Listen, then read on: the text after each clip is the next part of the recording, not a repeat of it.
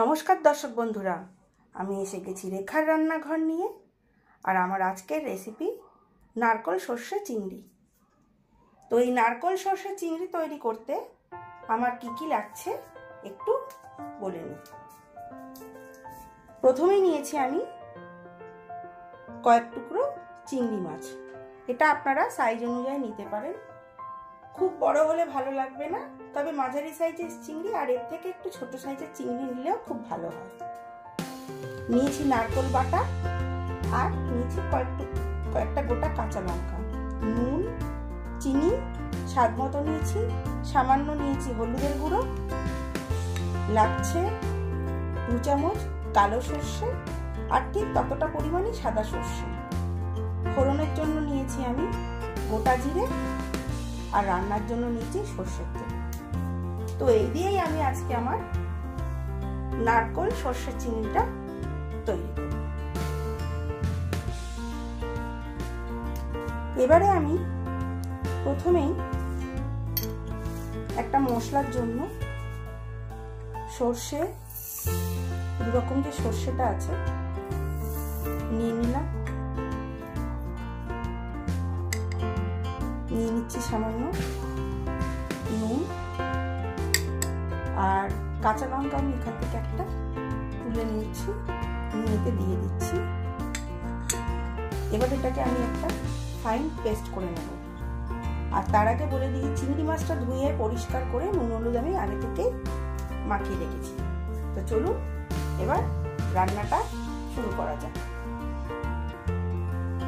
দেখুন, আমি সর্ষেটাকে একটা ফাইন পেস্ট করেছি। পেস্ট করার সময় একটু নুন দিয়ে নিয়েছিলাম আর সবার শেষে তাতে একটু হলুদ আর কাঁচা সর্ষের তেল অ্যাড করে আবার একবার ফাইনাল ব্লেন্ড করে নিয়েছি আর সুন্দর একটা পেস্ট তৈরি হয়েছে। এবার আমি রান্নাটা স্টার্ট করছি। আমি ওভেনে একটা কড়া নিয়েছি, গ্যাসের ফ্লেমটা অন করে নিলাম। এবারে দিয়ে নিচ্ছি সামান্য সর্ষের তেল। এবার আঁচটা একটু বাড়িয়ে নিচ্ছি, নিয়ে তেলটাকে আমি একটু গরম করে নিচ্ছি। নিয়ে মাছগুলোকে এবারে এক এক করে মধ্যে ছেড়ে দেব।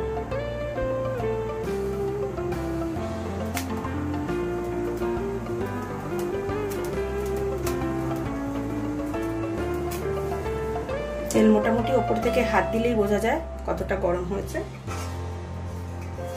তো আমি মাছগুলো এক এক করে বসিয়ে দিচ্ছি।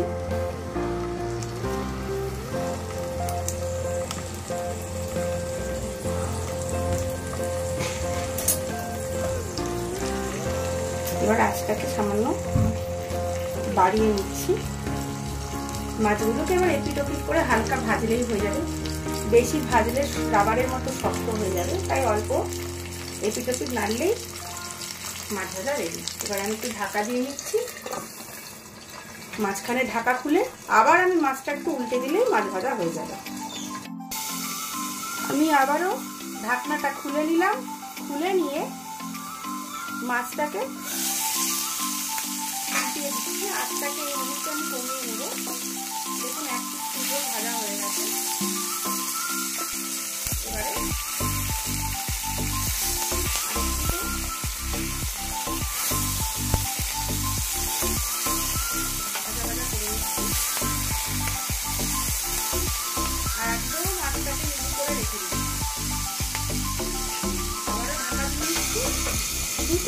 আমি এবার ঢাকনাটা খুলে মাছ আমার মোটামুটি ভাজা হয়ে গেছে। একটু আমি সাইড করে নিলাম। দেখুন মাছ মোটামুটি ভাজা হয়ে গেছে, এতে আর বেশি ভাজা করার দরকার নেই। আমি এবারে একটু এখানে গোটা জিরে ফোড়নের জন্য দিয়ে নিচ্ছি। আমি মাছগুলোকে তুলবো না, ওভাবেই রেখে দেবো।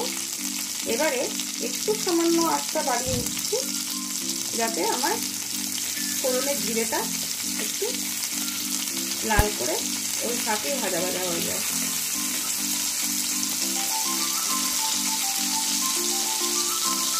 দেখুন জিরে ভাজতে শুরু হয়েছে আর একটা সুন্দর রঙও ছাড়তে শুরু হয়েছে।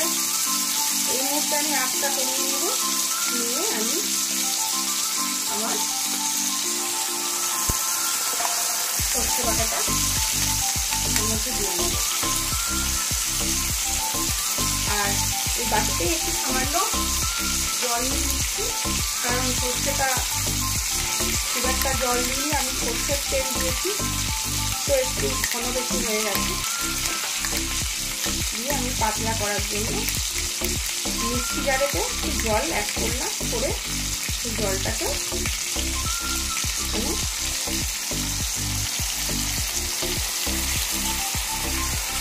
দিয়ে দিলাম।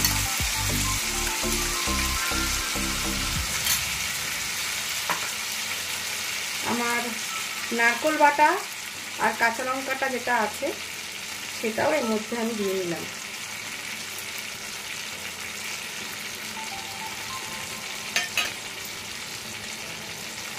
দিয়ে নিচ্ছি আন্দাজ মতো নুন, কারণ সর্ষে বাটাতে আমি নুন দিয়েছিলাম, তাই নুনটা আমাকে স্বাদ অনুযায়ী দেবো এবং আপনারা আপনাদের স্বাদ অনুযায়ী নুনটা ব্যবহার করবেন।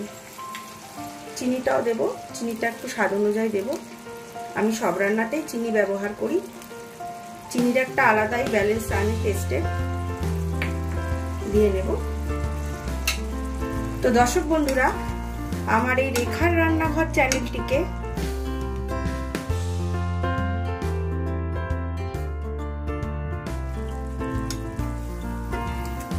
আমি দেখুন এখানে সর্ষে নারকেল বাটা যা ছিল দিয়েছি, একটু সামান্য জল অ্যাড করেছি। এবার এগুলো এর সঙ্গে আমি মাখা মাখা করছি, এপিট ওপিট করে মাখা মাখা করব।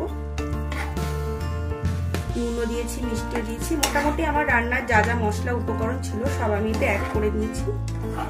তো দর্শক বন্ধুরা, আমার এই রেখার রান্নাঘর চ্যানেলটিকে লাইক করুন, কমেন্ট করুন, শেয়ার করুন, আপনার পাশে থাকা বেল আইকনটিকে প্রেস করে আমার সঙ্গে এভাবে জুড়ে থাকুন, যাতে আমার নতুন নতুন রান্নার নোটিফিকেশন আপনাদের কাছে পৌঁছে যায়। আপনারা এই রান্নাগুলো বাড়িতে তৈরি করে খেয়ে আমাকে অবশ্যই জানাতে ভুলবেন না যে আজকের রেসিপিটা আপনার কেমন হয়েছে, তাতে আমি উৎসাহ পাবো।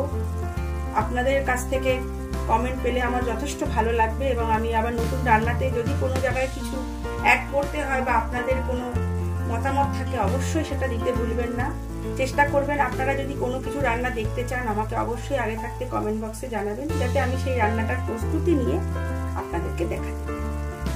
তো আমি এবারে মশলাটা দিয়ে একদম ধিমে আছে আমি মাছটাকে রেখে দেবো। তার আগে আমি সামান্য একটু জল অ্যাড করে দিচ্ছি, সর্ষেটা বেশি ভাজা ভাজা করবো না। দিয়ে আমি জল আর নারকেল সর্ষের নারকেল আর সর্ষের সঙ্গে এটাকে আমি মাছটাকে বয়েল হতে দেব। সর্ষেটাও তার কাঁচা জায়গাটা ছেড়ে দেবে আর রান্নাটা এভাবে রেখে দিলাম। দিয়ে আরো মিনিট 2-3 জন্য একদম নিবু আঁচে রেখে দেব। তারপরে ঢাকাটা খুলে নেব। ঢাকনাটা আমি খুলে নিলাম। এবারে আমি উপর থেকে ছড়িয়ে দিচ্ছি সামান্য কাঁচা সর্ষে।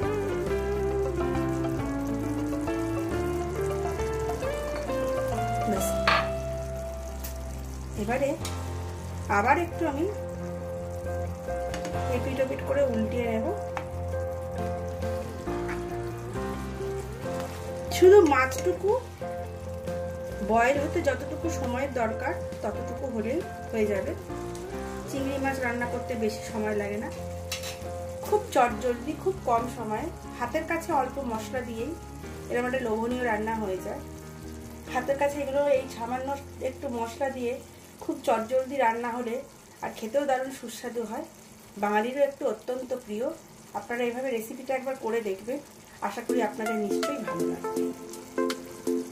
তো আমি আবার আরো 2 মিনিটের জন্য ঢাকনা দিয়ে রাখলাম। ঢাকা দিয়ে খোলার পরেই বোঝা যাবে চিংড়ি মাছটা যে সর্ষের তেলের ঝাঁঝটা একটু বেরিয়ে গেলেই তার টেস্টটা বোঝা যাবে আর রান্নাটাও হয়ে যাবে। ঢাকা দিলাম, 2 মিনিট বাদেই জাস্ট খুলব, বলেই রান্না শেষ। আমার নারকেল সর্ষের চিংড়ি রান্না হয়ে গেছে। ঢাকনাটা খুললে একটা অপূর্ব সুন্দর গন্ধ আসছে। তো আমি পরিবেশনের জন্য নিয়ে নিচ্ছি। খুব সুন্দর একটা ঝাঁঝালো সর্ষের গন্ধ বেরিয়েছে, আবার কাঁচা সর্ষের তেলের একটা মেলবন্ধন আছে।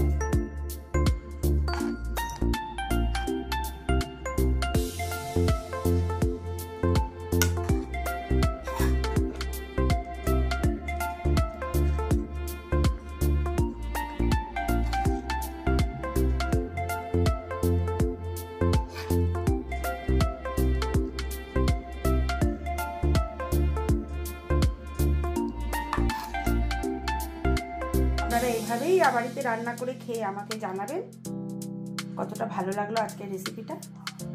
সবাই সুস্থ থাকুন, খুব ভালো থাকুন, আর এভাবেই আমার সঙ্গে আপনাদের ভালোবাসা দিয়ে সাবস্ক্রাইব করে থাকুন আমার সঙ্গে। সকলের সুস্থতা কামনা করি, সবাই খুব ভালো থাকবেন। আর আজকের এই রান্নাটা আপনাদের দেখার জন্য রেখার রান্নাঘরের তরফ থেকে আপনাদের